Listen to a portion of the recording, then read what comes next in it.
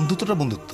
বন্ধুত্ব হচ্ছে এমন একটা জিনিস যে তুমি তোমার স্বামীর সঙ্গে যেটা শেয়ার করতে পারো না, বাবা মার সঙ্গে বা ফ্যামিলির সঙ্গে শেয়ার করতে পারো না, সেটা তুমি তোমার বন্ধুর সঙ্গে পারো। বন্ধুত্ব হচ্ছে এরকম একটা জায়গা। আর বন্ধুত্বের তো কোনো আর বয়স নেই। বন্ধুদের কোনো বয়স নেই, আর বন্ধুরা কখনো ছেড়ে যায় না। পৃথিবীর সবাই চলে যাবে, তোমার মেয়ে, আমার মেয়ের বিয়ে হয়ে গেল কিছু, সে আমাকে ছেড়ে চলে গেছে, সবাই ছেড়ে চলে যাবে, বাবা মরে যাবে, মা মরে যাবে, কিন্তু বন্ধু কখনো হারায় না। আমরা যে নতুন নতুন আমি ইরেশের একটা নাটক করে আসলাম কিছুদিন আগে কক্সবাজারে, ওখানে এই সংলাপটা পড়ে আমি খুবই মুগ্ধ। আমি ইরেশকে বললাম যে তুমি এরকম একটা চমৎকার সংলাপ লিখেছ। ইরেশ জাকিরের লেখা। হ্যাঁ। তো ওখানে সংলাপ ছিল যে সবাই চলে যায়, তখন আমি বলি শুধু বন্ধুরা ছাড়া।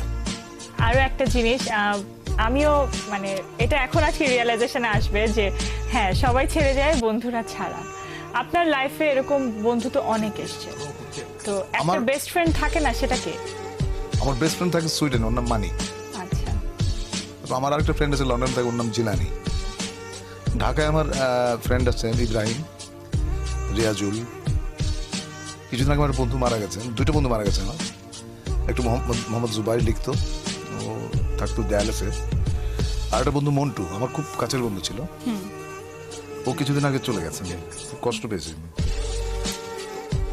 তো এই যে বন্ধুর মানে অভাব তো ফিল করেনি, যে বিদেশে আছে যে দুজন বন্ধু, তো তাদের সাথে কি মানে যাওয়া হয়, তাদের সাথে দেখা করতে? হ্যাঁ, আমি স্টকহোম গিয়েছি এ পর্যন্ত 6 বার, শুধু বন্ধুর সাথে দেখা শুধু বন্ধুর সাথে দেখা করেছি।